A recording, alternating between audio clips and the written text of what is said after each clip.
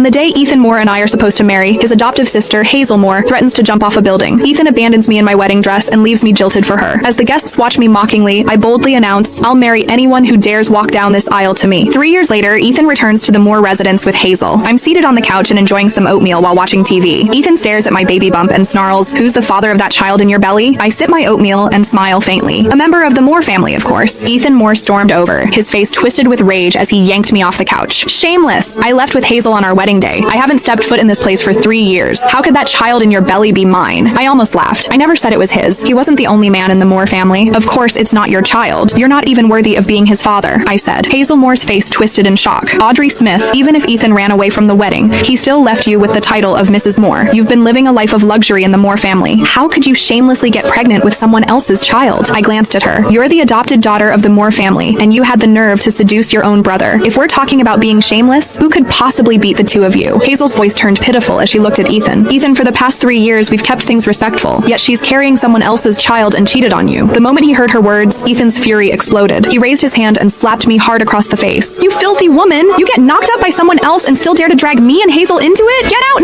now!" he shouted. The sharp pain bloomed across my cheek. My head went blank for a second from the force of the slap. Ethan ran off with Hazel 3 years ago, leaving me alone to face all the whispers and laughter at our wedding. Driven by rage, I called for a groom on the spot. It was his uncle, Jeremiah Moore, who stepped up and married me that same day. In Beaverton City, Jeremiah was known as the Frost King. Everyone has treated me with the utmost respect ever since I married him. After I got pregnant, he spoiled me even more. He wouldn't let a strand of my hair be harmed. Blood would have been spilled if he had known what Ethan had just done. To avoid a full-blown family tragedy, and for the sake of the child in my belly, I said coldly, "If you both leave now, I'll pretend this never happened." However, they didn't appreciate the offer. Hazel lunged forward and yanked my hair. "Ethan, this woman is scared. She wants us to leave now so she can use that child to take everything from the Moores." Ethan snapped, "So that's what this is about? Well, I'm not letting it happen." I twisted away from Hazel's grip and said coldly, "David disowned you the day you two ran off. You had nothing to do with this family from that moment on." Hazel let out a scoff. "That was just Grandpa venting. Ethan's the only grandson of the Moore family. Do you really think he's going to stay disowned forever?" Ethan's expression turned smug. "Grandpa already said everything belongs to me." I placed a hand over my belly, my voice icy. "Not anymore. This child is also a member of the Moore family." I thought I'd made myself perfectly clear. However, Ethan's eyes flared with rage as he stared at me. "So you're planning to pass that illegitimate child off as a Moore? I'll teach you a lesson now." His slap landed even harder this time. I clutched my belly as I collapsed to the floor. Upon seeing the twisted hatred on their faces, panic surged inside me. I couldn't let them hurt the baby. I said desperately, "He is not an illegitimate child. He is..." Before I could say another word, Ethan bent down and grabbed the shattered porcelain bowl of oatmeal off the floor. He shoved the shards and oatmeal straight into my mouth. "Hazel and I have struggled to survive for the past 3 years, yet you've been leeching off the Moore family, living in comfort with that child in your belly. Well, let me make sure you get your fill today."